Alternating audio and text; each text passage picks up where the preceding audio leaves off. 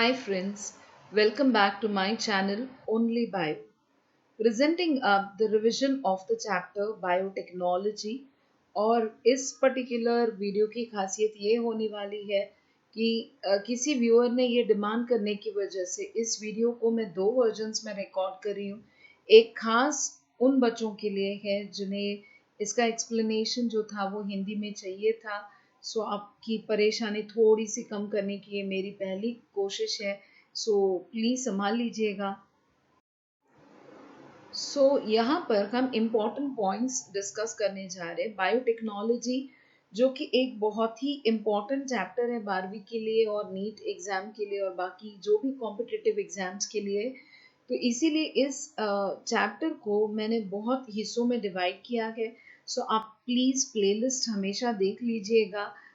यहाँ पर बायोटेक्नोलॉजी का पहला हिस्सा जो है पार्ट 1 जो है वो मैं प्रेजेंट करने जा रही हूँ हिंदी में, और जिन्हें इंग्लिश में समझ में आता है उनके लिए तो वो इंग्लिश में भी वीडियो साइमल्टेनियसली भेजा जाएगा।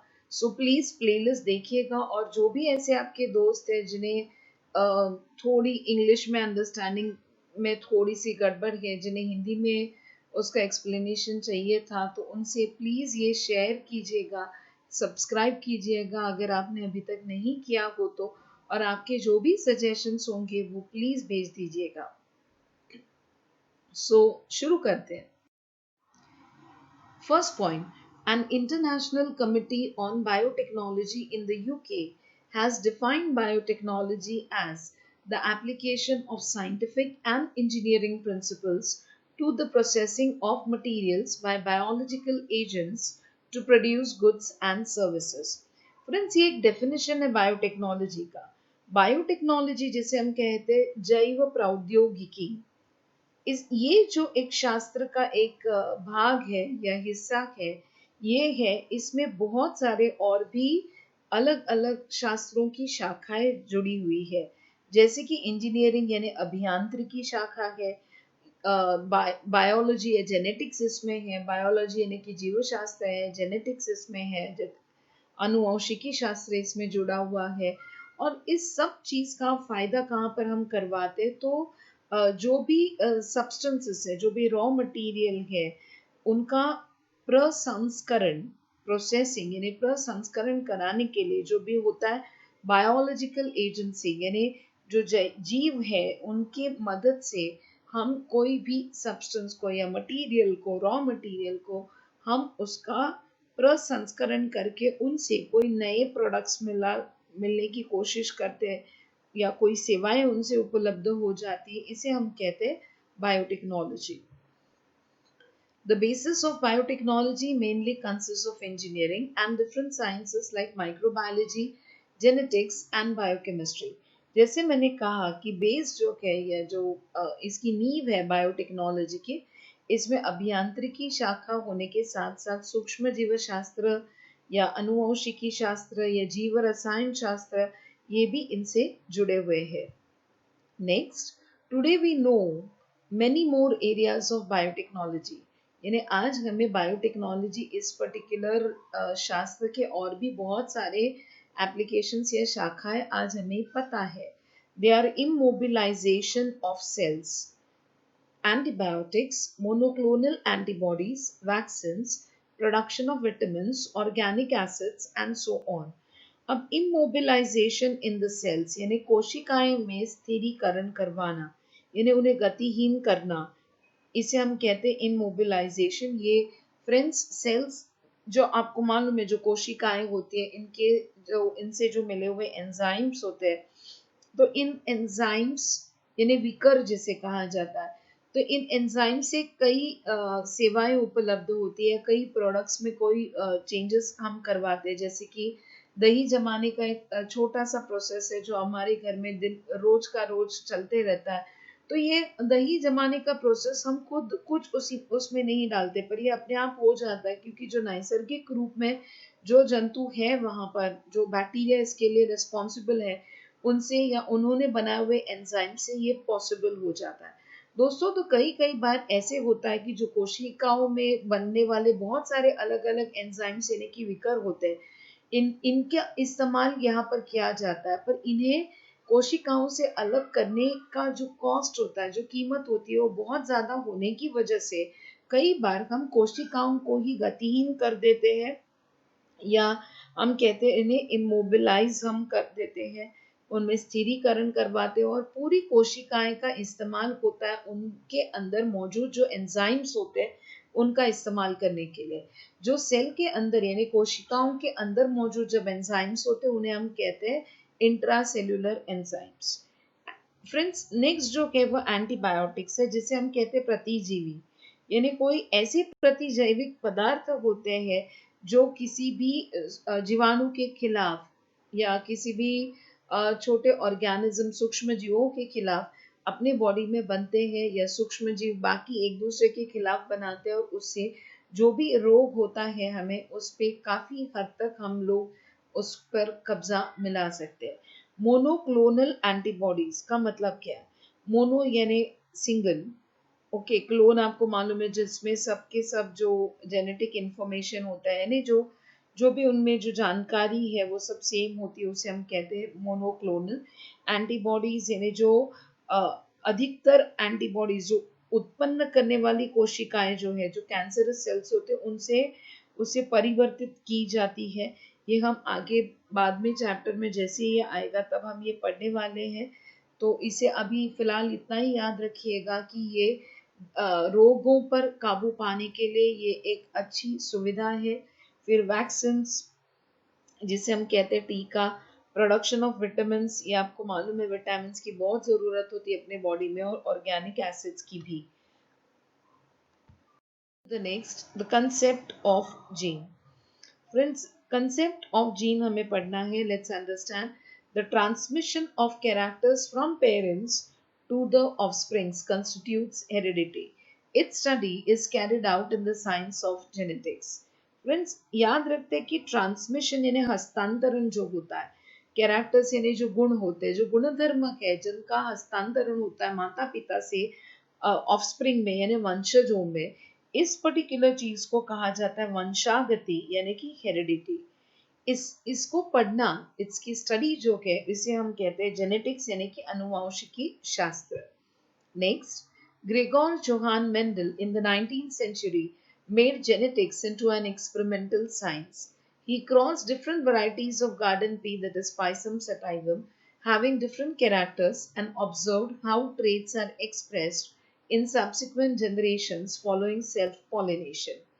फ्रेंड्स, ग्रिगोर जोहान मेंडल ये बड़े से शास्त्रज्ञ थे 19th सेंचुरी के, जिन्होंने अनुवंशी शास्त्र की में बहुत सारे प्रयोग किए हैं, और उन प्रयोगों से उन्होंने अपनी थियोरी दी है। तो उन्होंने क्रॉस किया था अलग अलग गार्डन पी के वैरायटीज को। अब फ्रेंड्स, क्रॉसिंग या ये जो वर्ड है क्रॉसिंग या गार्डन पी आपको शायद मालूम होगा कि गार्डन पी यानी क्या होता है। मटर, अभी तो सीजन चालू है आपको मालूम है, तो मटर के दाने वाले ये जो पौधा है उनमें इन्होंने बहुत सारे एक्सपेरिमेंट्स किए हुए हैं, एंड जिनमें अलग अलग कैरेक्टर्स होते हैं, दे हैव डिफरेंट कैरेक्टर्स यानी लक्षण या गुण आप बोल सकते हो। ट्रेट का भी यही मतलब होता है, और ये आगे यानी कि आगामी सब्सिक्वेंट यानी कि आगामी पीढ़ियों में ये सेल्फ पॉलिनेशन यानी आत्म परागण करते हुए ये कैरेक्टर्स आगे वाली पीढ़ियों में, आगामी पीढ़ियों में कैसे इसका हस्तांतरण होता है ये इन्होंने पढ़ा। He observed that, उन्होंने ये देखा कि there was something in the plant germ cell, कि वनस्पति के जर्म सेल यानी जननन कोशिका में ऐसा कुछ तो है जो इस पूरी हस्तांतरण प्रोसेस को कंट्रोल करता है, so which controls the transmission of characters. Next, Mendel called these as factors or units. Mendel ने इन पर्टिकुलर जो चीज उन्होंने फाइंड आउट की, खोजी, इनको उन्होंने नाम दिया फैक्टर्स। कभी कभी उसे डिटरमाइनर्स भी कहा जाता है, कभी कभी सिर्फ यूनिट्स के नाम से भी ये जाने जाते हैं। फ्रेंड्स, आप आपके स्क्रीन पे देख सकते हो राइट हैंड साइड में जो महान व्यक्ति का जो फोटो है ये है ग्रिगोर जोहान मेंडल, और बाजू में वहां पर आप देख सकते हो मटर के का फोटो भी वहां लगा हुआ है। सो आपको अंदाजा आ जाएगा कि ये ग्रेगोर जोहान मेंडल ने जो प्लांट के हाइब्रिडाइजेशन एक्सपेरिमेंट्स किए थे ये इसी प्लांट पे किए थे.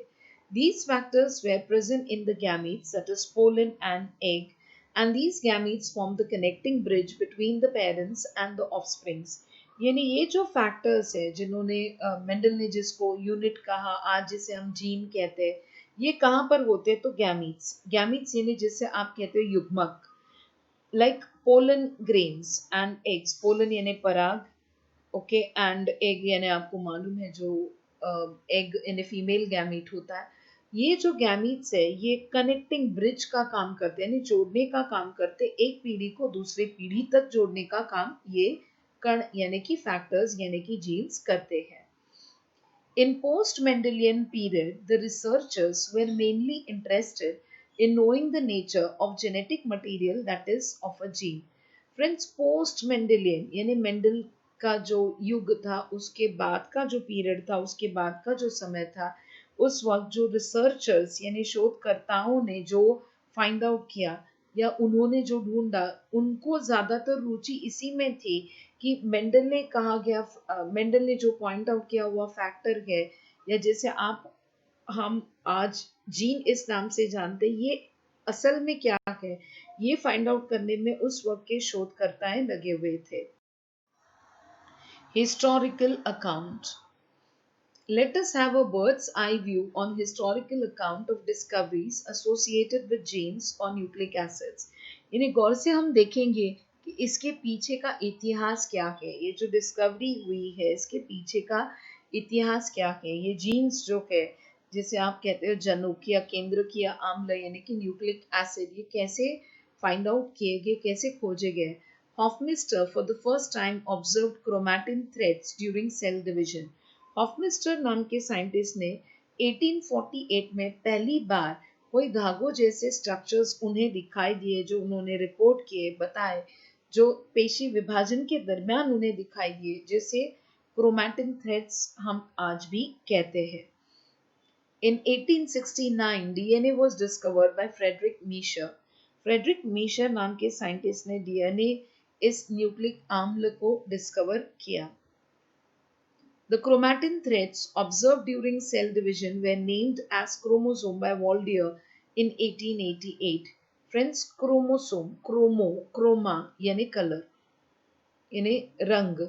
सो रंगीन धागे इन्हें पहले बोला गया था और इन रंगीन धागों को क्रोमोसोम ये नाम वॉल्डियर नाम के साइंटिस्ट ने दिया 1888 में. Sutton and Boveri in 1901 to 1903 observed parallel behavior of chromosomes and proposed chromosomal theory of inheritance, that is, chromosomes are carriers of hereditary characters. यानी सटन एंड बोवेरी इन दोनों साइंटिस्ट ने जो समांतर बर्ताव है क्रोमोसोम्स का यानी कि गुणसूत्रों का और जनुक का, इनको पढ़ते हुए उन्होंने अपनी थियोरी दी जिसे उन्होंने नाम दिया है क्रोमोसोमल थियोरी ऑफ इनहेरिटेंस, जिसके तहत वे कहते हैं कि क्रोमोसोम्स यानी कि गुणसूत्र, यही गुणसूत्र असल में वाहक है, जो अनुवांशिक गुणधर्म है इनके वाहक क्रोमोसोम्स है यानी कि गुणसूत्र है. Sutton and Boveri suggested that the chromosomes can be equated with the Mendelian unit factors rather than genes located on the chromosomes. Friends, Sutton and Boveri ने ये कहा कि जो गुणसूत्र है इनका जो बर्ताव है ये हम समीकृत यानी कि इक्वेट कर सकते हैं मेंडल के यूनिट फैक्टर यानी कि मेंडल ने बताए हुए जीन्स से, जो कि क्रोमोसोम पर मौजूद है. Next, this concept was further expanded by T.H. Morgan, A.H. Stuyvesant and C. Bridges on fruit fly Drosophila. यानी ये जो संकल्पना है, ये कंसेप्ट है, इसे आगे जाके फिर से और भी गहराइयों में पढ़ा टी.एच. मॉर्गन, स्टूटिवेंट और सी ब्रिजेस ने. इन्होंने अपने जो प्रयोग थे ये फ्रूट फ्लाई यानी कि फल मक्खी, इस पर इन्होंने एक्सपेरिमेंट्स किए जिसे हम कहते हैं Drosophila. The term factor as the basic unit of inheritance was replaced by Johansen in 1909 with the term gene. यानी जो फैक्टर ये शब्द दिया था ग्रेगोर जोहान मेंडल ने कि ये इनहेरिटेंस का यानी विरासत का ये एक मूलभूत फैक्टर के या पाया है हम बोल सकते हैं या नींव है। ओके, तो इस शब्द के जगह पे जीन ये शब्द दिया गया, तो वो दिया किसने? तो जोहानसन नाम के शास्त्रज्ञ ने ये शब्द जीन ये दिया, और ये दिया कब? तो 1909 में। फ्रेंड्स, यहाँ पर एक टैबुलर फॉर्म, एक टेबल आपको दिखाई देगा जिसमें आपको समझेगा कि हर एक साइंटिस्ट का जो कंट्रीब्यूशन है वो क्या है। फ्रेंड्स, ये बहुत इंपॉर्टेंट है नीट के लिए, सो मैं एक एक करके इसे पढ़ूंगी। 1848 Hofmeister observe threads during cell division, ये जो मैं बता चुकी हूँ। 1869 Miescher identified a cellular component which is high phosphorus, he called it nuclein, ये भी मैं बता चुकी हूँ। मीजर नाम के साइंटिस्ट ने न्यूक्लिन, ये न्यूक्लिक एसिड को पहले डिस्कवर किया, जो कि एक कोशिका का हिस्सा है, कंपोनेंट है, और जिसमें फॉस्फोरस का जो प्रमाण है वो काफी ज्यादा दिखाई दिया उन्हें, उनके हिसाब से काफी ज्यादा उन्हें दिखाई दिया। 1888 वॉल्डियर, his contribution was he labeled the threads observed by Hofmeister as chromosomes. इन्हें हॉफमिस्टर ने जिन धागों को रंगीन धागे ये कहा था, इन रंगीन धागों के जगह पे उन्हें गुणसूत्र या क्रोमोसोम्स ये नाम देने वाले शास्त्रज्ञ थे वॉल्डियर। 1901 to 1903 Sutton and Boveri found out the parallel behaviour जो मैं आपको बता चुकी हूँ, इन्हें जो समांतर बर्ताव है क्रोमोसोम्स का और जो मेंडल ने बताए हुए फैक्टर्स का, इनमें जो समान बर्ताव जो है ये इन्होंने पता किया। इन 1909 Johansson coined the term gene, इन्हें जीन ये शब्द देने वाले साइंटिस्ट थे जोहानसन, जिन्होंने ये दिया 1909। 1923 ब्रिजेस फाउंड आउट क्रोमोसोमल अबरेशंस, यानी गुणसूत्रों में होने वाले जो चेंजेस होते या हम कह सकते हैं कि उनमें होने वाले जो बदल होते हैं, ये पढ़ने वाले साइंटिस्ट थे ब्रिजेस, इन्होंने ये 1923 में पढ़ के हमें बताया है। 1928 Frederick Griffith was a person who said nucleic acid is the basis of inheritance. Frederick Griffith नाम के साइंटिस्ट ने ये पता किया कि केंद्रकीय आम्ल यही एक नींव है गुणसूत्रों के बारे में बोलते हुए कि यही जो विरासत में जो हमें मिलता है, तो ये केंद्रकीय आम्ल मिलता है। 1944 every MacLeod McCarthy gave the importance of DNA as genetic material in the inheritance of bacterial cell. यानी एवरी मैक्लॉयड मैकार्टी, इन तीनों साइंटिस्ट ने जो अनुवंशिक जो मटेरियल है हम बोल सकते हैं या जो सामग्री है, ये बैक्टीरिया के अंदर भी डीएनए ही होती है, ये इन्होंने साबित किया। 1948 Lederberg and Tatum did an experiment on transduction anti-even bacteriophage confirmed the nature of genetic material as DNA. यानी जो कि एक्सपेरिमेंट किया गया था बैक्टीरिया पर और वायरस पर, ऐसा वायरस जो बैक्टीरिया को यानी ऐसा विषाणु जो बैक्टीरिया को संक्रमण करता है, ऐसे विषाणु को हम कहते हैं बैक्टीरियोफेज, जिसमें टी इवन नाम का जो बैक्टीरियोफेज है, इन पर एक्सपेरिमेंट्स करके इन्होंने एक नई प्रोसेस खोजी है जिसे हम कहते हैं transduction. 1952 Hershey and Chase found out that DNA is the sole carrier of genetic information from parent to offspring. Hershey and Chase इन दोनों साइंटिस्ट ने ये पता किया, ये साबित किया कि सिर्फ और सिर्फ डीएनए ही है एकमात्र वाहक है, सोल कैरियर, यानी ये एकमात्र वाहक है अनुवांशिक सामग्री का एकमात्र वाहक ये डीएनए है जो माता पिता से वंशजों में हस्तांतरित किया जाता है। फ्रेंड्स, होप आपको ये पसंद आया होगा, ये मेरा पहला अटेम्प्ट है, सो प्लीज संभाल लीजिएगा। मुझे मालूम है कि मैं बहुत ज़्यादा फ्लुएंटली नहीं बोल रही हूँ, पर मैं इंग्लिश मीडियम से हूँ, मुझे हिंदी के सब शब्द नहीं पता थे, पर ये मैं आपके लिए ज़रूर पढ़ूंगी और आपको जितनी भी हो सके ज़्यादा से ज़्यादा हेल्प करूंगी। सो अगर आपने सब्सक्राइब नहीं किया हो तो प्लीज़ सब्सक्राइब कीजिएगा, अगर बेल आइकन हिट नहीं किया होगा तो वो भी कीजिएगा, और प्लीज़ शेयर कीजिएगा ताकि मैं बहुत ज़्यादा स्टूडेंट्स तक पहुंच सकूं। Thank you for being with me.